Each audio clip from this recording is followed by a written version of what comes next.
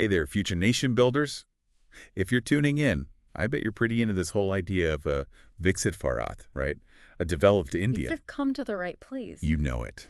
This deep dive is for you guys, especially if you've got those UPSC exams coming up. We're going to unpack some really cool stuff today. Get those aha moments going.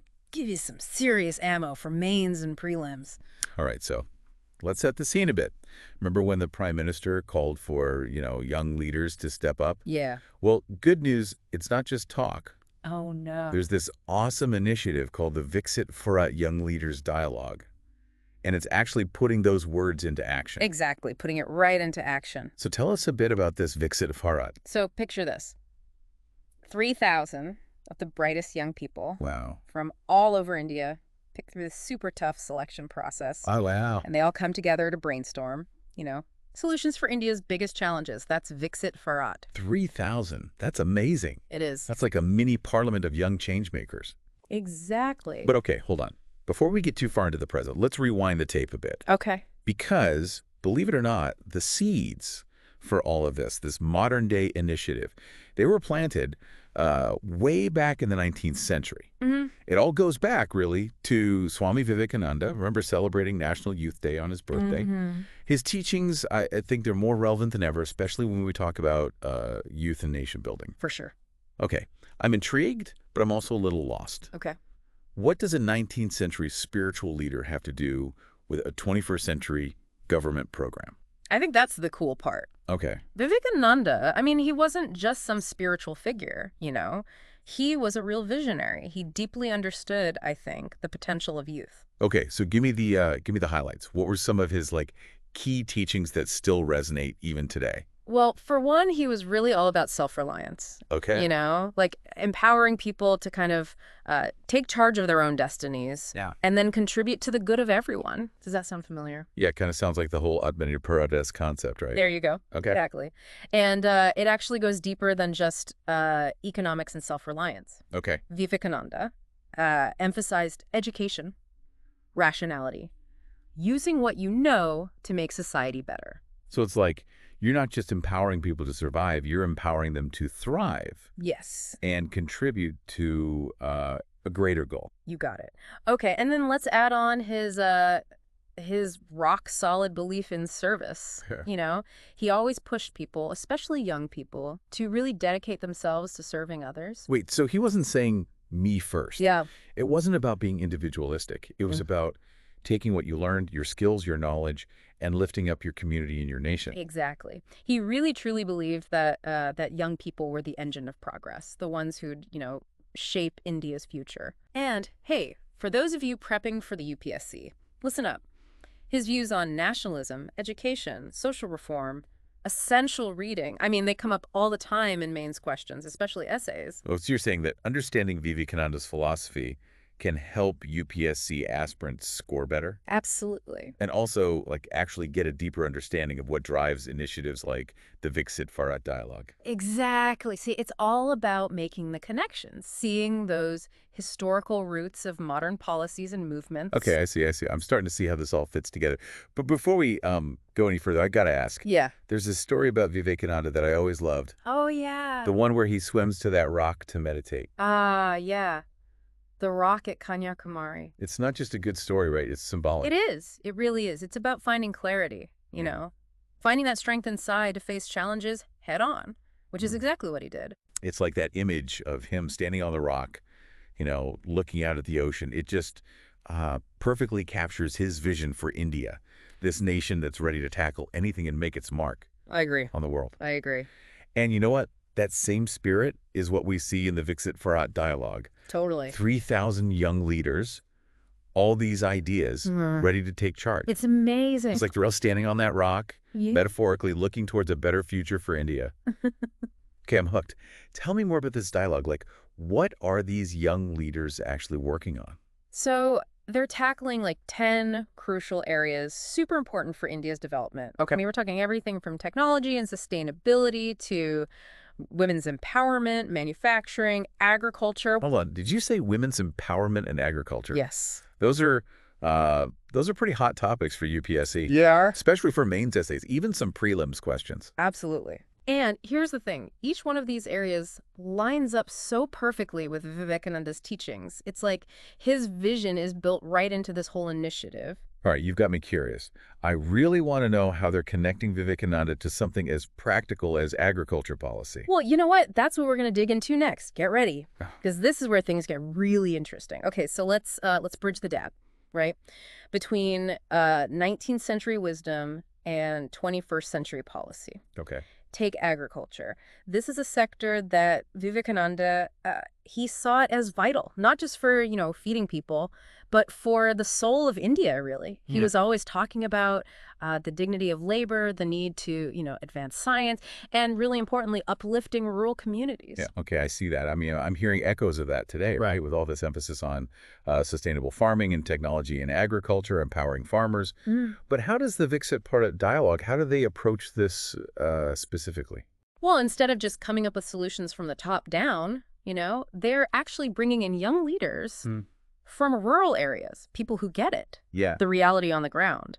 And they're the ones proposing these innovative solutions. So it's kind of like Vivekananda's idea of self-reliance, but applied to a whole community, right? Yeah. Villages figuring out how to thrive using traditional knowledge and modern tech. Exactly. Perfect for a UPSC essay. Totally. Yeah. Spot on. And it's not just agriculture. Okay. Think about women's empowerment. This was a really important topic to Vivekananda. He was all about educating girls. He saw women as like the backbone of society, not just stuck in the home. Yeah, yeah. And how does that idea translate to this dialogue? And for us UPSC folks, how do we connect that to to current events and policy? So at the dialogue, you'll see women leading discussions on, everything, tech startups to rural healthcare.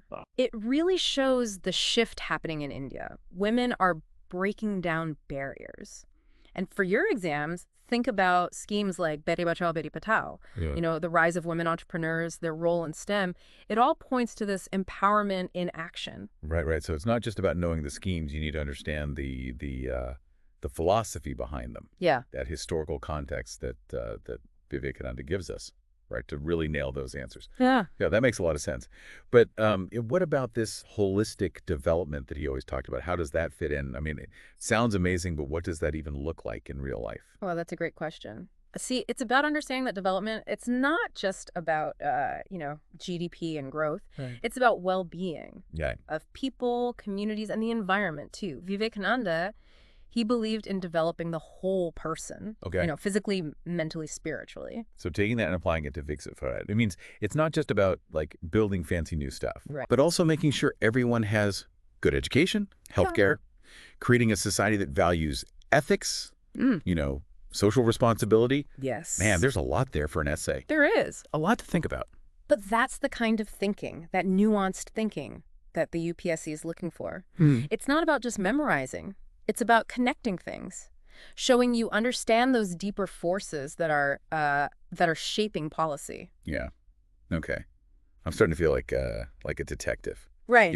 Uncovering clues and putting together this Viksit Bharat puzzle. Exactly. Let's not forget about the national youth policy, another key piece here. Yeah. How does that fit in? Think of the national youth policy like the roadmap, the practical guide to actually making Vivekananda's vision a reality. It really focuses on things like education, skills, health, social justice, all stuff directly from his teachings. So it's like the government looked at Vivekananda's ideas and said, all right, here's how we're going to do it. Exactly. And the new one coming out, the NYP 2024. It takes it even further, aligning it with those sustainable development goals, which, as any UPSC aspirant knows, are super important. Okay, so we've got Vivekananda's philosophy as this foundation. Right. The Viksit Bharat dialogue, this amazing example of young leaders in action. Yeah. And then the national youth policy is that concrete policy plan. It's all coming together. It is. It's like we're seeing an idea evolve from a 19th century vision to a 21st century reality. And you're going to be future policymakers and leaders. Yeah. You have a crucial role to play. Wait, are you talking to me? Yes, you. And everyone listening, remember what Vivekananda said. Arise, awake, and stop not till the goal is reached. That goal is Viksit Bharat. And you are the ones who are going to make it happen.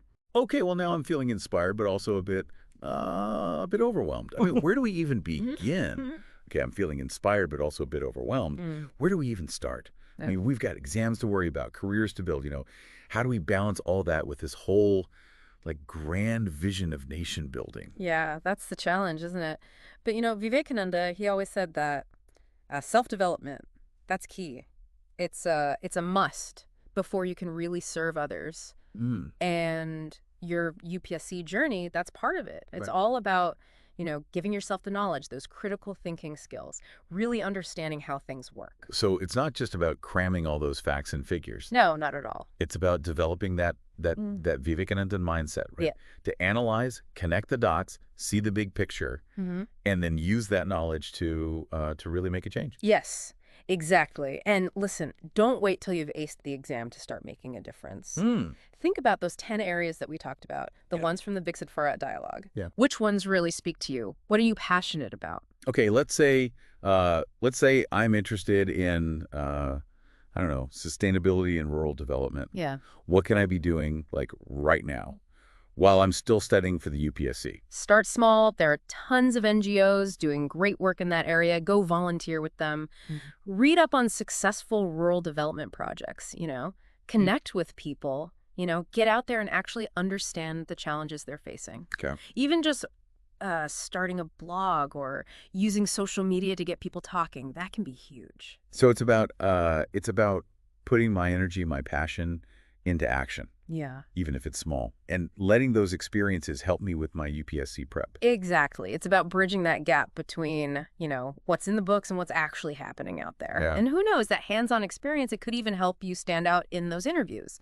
Oh, speaking of interviews, this is something that always trips me up. Oh, yeah. How do I talk about these big ideas, this Vivekanandan philosophy, Yeah. in a way that actually makes sense to the interview panel? Be yourself. That's the most important thing. Hmm. Don't try to force in quotes or ideas that don't really, that aren't really you. Just think about how these ideas have shaped your own thoughts, your own reasons for wanting to join the services. So it's about living those values, Yeah. letting them guide me, and then showing that I'm genuinely committed to serving the nation. Yes, exactly. Look, the panel, they want to see people who not only know this stuff, but who actually care. Right. They're looking for integrity, commitment, a real drive to make things better. That's what a true karma yogi is, to use Vivekananda's words. Wow, this deep dive has been it's been really eye-opening. It's not just about history or policy, It's about understanding what Viksit Bharat really means. It's about each of us as young Indians realizing that we have a part to play in making this vision a reality. That's right. And remember, don't wait for someone else to take the lead. You got to be the change. Yeah. Like Vivekananda said, dare to be and you will be. Dare to be and you will be. I like that. So to all our listeners, especially those future civil servants out there, remember this journey to Viksit Bharat, it starts right now. Yes, it does. Start small, be curious, Yeah. and never stop learning. And as you start this incredible journey, we're here to help you along the way. Absolutely. So hit that subscribe button, share this episode with your friends, and let's build Viksit Bharat together. Until next time, keep diving deep.